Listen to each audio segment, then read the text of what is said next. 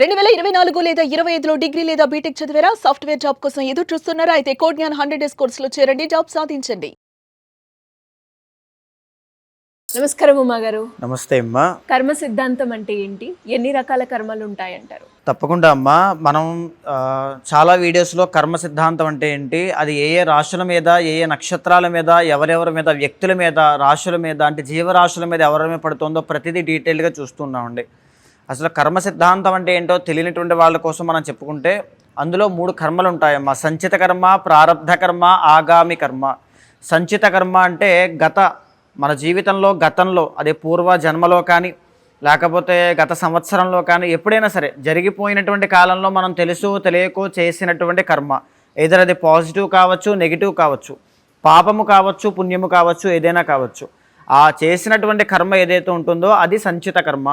దాని యొక్క పర్యవసానంగానే, దాని యొక్క రిఫ్లెక్షన్గానే మనం ఈ మానవ జన్మ అనేటువంటిది ఎత్తామండి. మనం మాత్రమే కదమ్మా, కనిపించేటువంటి జీవరాశులు ఏదైనా కుక్క కానీ, లేకపోతే గోవులు కానీ, లేకపోతే ఏదైనా సరే పులి కానీ, సింహము కానీ, ఏదైనా సరే ఏ జన్మ ఎత్తినా కర్మ యొక్క ఆధారితంగానే అవన్నీ జన్మిస్తూ ఉంటాయి. జ్యోతిష శాస్త్రానికి కూడా మూలమైనటువంటిది కర్మ సిద్ధాంతము. అయితే ఆ సంచిత కర్మ అనేటువంటిది ఒకేసారి ఉన్న మొత్తము కూడా మన మీద రుద్దింపబడో లేకపోతే ఒకేసారి మనం అనుభవించేటువంటిది కాదండి. మనం దానికి తగినట్టుగా ఒక్కొక్క జన్మలో, ఒక్కొక్క జీవితంలో, ఒక్కొక్క క్షణంలో దాన్ని అనుభవిస్తూ వెళ్తూ ఉంటాం. అయితే రెండవది ప్రారబ్ధ కర్మ అని ఉంటుందమ్మా. అంటే కరెంట్లీ నడిచేటువంటిది అనమాట. ఫర్ ఎగ్జాంపుల్, ఇప్పుడు మనం ఆలయంలో ఉన్నామండి. ఇదే సమయానికి మనం వేరే ఇంకొక ప్రదేశంలో కూడా ఉండొచ్చు. మనం గత 10 నిమిషాల క్రితం వరకు శివుడికి నమస్కారం చేసుకున్నాం. అదే 10 నిమిషాల్లో ఏదో చేయకూడని తప్పు కూడా చేయొచ్చు. ఒక 10 నిమిషాల క్రితం వరకు శివనామస్మరణ చేసాం. అదే 10 నిమిషాల్లో ఒక అశుద్ధమైనటువంటి మాటలు మాట్లాడవచ్చు. అంటే ఏది చెయ్యాలో, ఏది చేయకూడదు, ఎలాంటి మాట మాట్లాడాలో, ఎలాంటి పనులు చేయాలనేటువంటిది విజ్ఞత, వివేకము అనేటువంటిది మన యొక్క మైండ్ సెట్ మీద ఆధారపడి ఉంటుందండి. అంటే మనం తీసుకునే నిర్ణయం అన్నమాట. ఈ సమయంలో ఒకరికి సహాయం చేయొచ్చు, ఒకరి దగ్గర దొంగతనము చేయొచ్చు. సో దాన్నే ప్రారబ్ధ కర్మ అంటారు. సో అందుకే భగవంతుడు మనకి ఇచ్చేటువంటి అవకాశం ఏంటి అంటే భగవన్ నామస్మరణ చేయడం, ధర్మ ఆచరణ చేయడం ద్వారా మనకుండేటువంటి కర్మని ప్రాయశ్చిత్తం చేసుకోమని ప్రారబ్ధ కర్మ వల్ల మనకు ఒక అవకాశం ఇచ్చారమ్మ.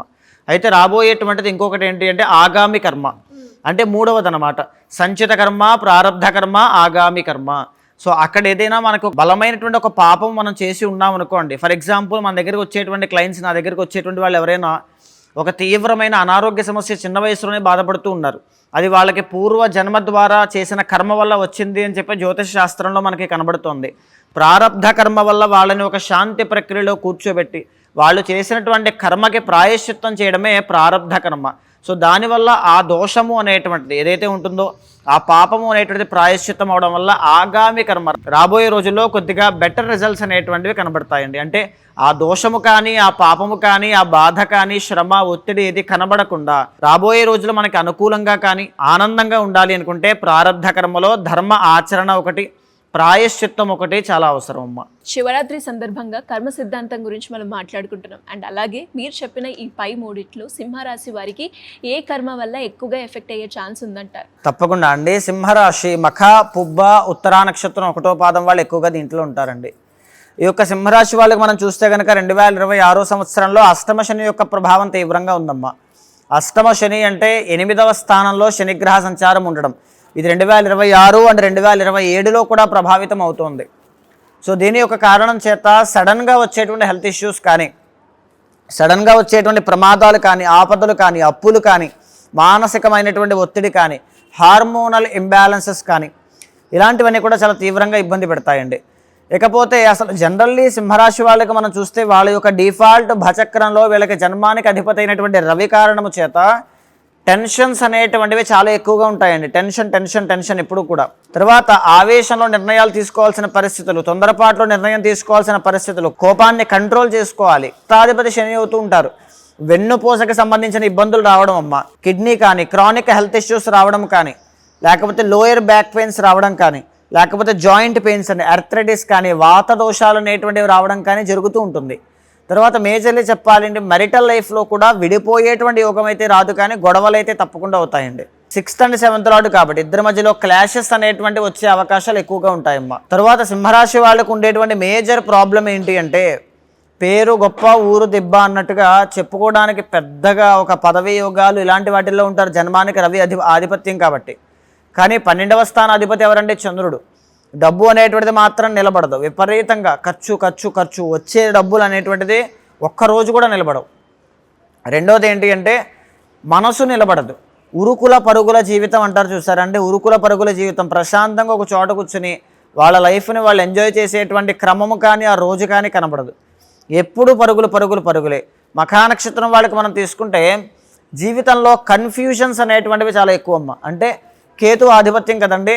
ఉదయం ఒక ఆలోచన, సాయంత్రం ఒక ఆలోచన. ఉదయం ఎంపీసీ చదువుతానంటారు, సాయంత్రం బైపీసీ చదువుతానంటారు. ఉదయం ఇంజనీర్ అవుతానంటారు, సాయంత్రం డాక్టర్ అవుతానంటారు. ఉదయం చదువుతానని, సాయంత్రం చదవనని. ఉదయం పెళ్లి చేసుకుంటానని, సాయంత్రం చేసుకోలేనేమో అని. లేకపోతే నేను కాన్ఫిడెన్స్ లేకపోవడం. సింహరాశి వాళ్ళు అంటేనే అసలు బలమైన కాన్ఫిడెన్స్ ఉండాలి. బట్ కర్మ అనేటువంటిది ఎఫెక్ట్ అయినప్పుడు ఆ కేతు యొక్క దోషం వల్ల కాన్ఫిడెన్స్ లెవెల్స్ అనేటువంటివి ఉండవు. ఏం చేసినా కలిసి రాదు. అందులో ప్రాబ్లమ్స్ అనేటువంటివి ఎక్కువగా కనబడతాయి, పనుల్లో ఆటంకాలే కనబడతాయి. తర్వాత పుబ్బా నక్షత్రం తీసుకోండి. పుబ్బా నక్షత్రం వాళ్ళైతే వెరీ టాప్ నక్షత్రం అండి, చాలా మంచిది.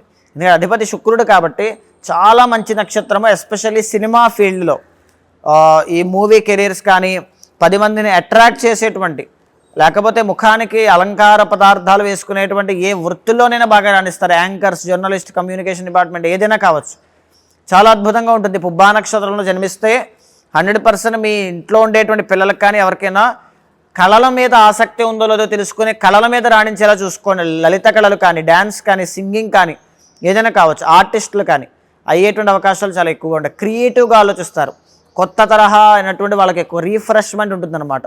సో వీళ్ళకి కూడా ఎస్పెషల్లీ హార్మోనల్ ఇంబ్యాలెన్సెస్ రావడం కానీ, అత్తగారితో సమస్యలు, అత్తగారి పోరు అంటుంటారు చూసారండి, వాళ్ళతో సమస్యలు వచ్చి క్రమేపీ వాళ్ళకి జీవితం మీద విరక్తి పుట్టడం కానీ జరుగుతూ ఉంటుంది.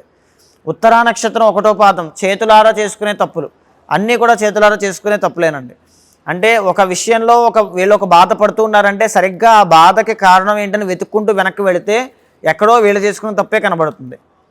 అర్థమైందమ్మా? ఎక్కడో వీళ్ళు పడే బాధని వెతుక్కుంటూ వెనక్కి వెళితే ఎక్కడో వీళ్ళు చేసుకున్న తప్పే వాళ్ళకి కనబడుతుంది. ఉత్తరా నక్షత్రం 1వ పాదం వాళ్ళు కోపాన్ని కంట్రోల్ చేసుకోవాలి, చాలా కోపాన్ని కంట్రోల్ చేసుకోవాలి. ఈగో అనేటువంటిది ఉండకూడదు. ఉంటే కనుక చాలా ఇబ్బందులు అనేటువంటివి ఉంటాయండి. 2026 సంవత్సరంలో జూన్ 1వ తారీఖు దాకా గురుబలం అనేటువంటిది చాలా బాగుందండి. ఈ బాగున్నటువంటి గురుబలం ఎంతో కొంత జీవితంలో ఎదుగుదలకి కానీ, సంపాదనకి కానీ, అభివృద్ధికి కానీ, కెరీర్ గ్రోత్కి కానీ, శుభకార్యాలకి కానీ ఉపయోగపడేలా చేస్తుంది. బట్ జూన్ 1వ తారీఖు దాటిన తరువాత నవంబర్ 1వ తారీఖు వరకు కూడా గురుబలం మీకు ఉండదు.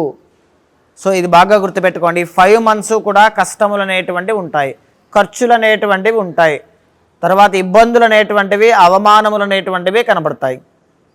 మళ్ళీ నవంబర్ 1వ తారీఖు తర్వాత మంచి రిజల్ట్స్ అనేటువంటివి ఉంటాయి. సో ఈ సంవత్సరంలో ఉండేటువంటి అష్టమ శని యొక్క ప్రభావం, కర్మకారకుడు శని, అష్టమ శని ఇస్తూ ఉన్నారు. సో శని యొక్క ప్రభావం నుంచి బయటికి రావాలి. సో ఆ విషయంలో జాగ్రత్తగా ఉండాలమ్మా. మరి ఎలా గురువు గారు మీరు అన్నట్టుగానే ఈ శని ప్రభావం నుంచి బయటపడే మార్గం ఉందంటారా? తప్పకుండా అమ్మా. ఇక్కడ ఏంటి అంటే సింహరాశి వాళ్ళకి రాష్ట్రాధిపతి ఎవరండి?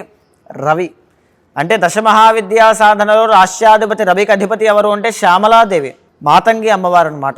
సో ఇక్కడ మనం చేసేటువంటి ఫిబ్రవరి 15వ తారీఖు కర్మ ప్రాయశ్చిత రుద్ర తంత్రంలో ఖచ్చితంగా సింహరాశి వాళ్ళు పాల్గొనండి. అష్టమ శని వల్ల వాహన ప్రమాదములు కానీ, ఆపదలు కానీ, కష్టాలు కానీ, గాయాలు కానీ, అప్పులు కానీ, మానసిక ప్రశాంతత లేకపోవడం కానీ, దేని నుంచైనా శివరాత్రి తరువాత నుంచి మీకు ఆ బెటర్ రిజల్ట్స్ అనేవి కనబడతాయి.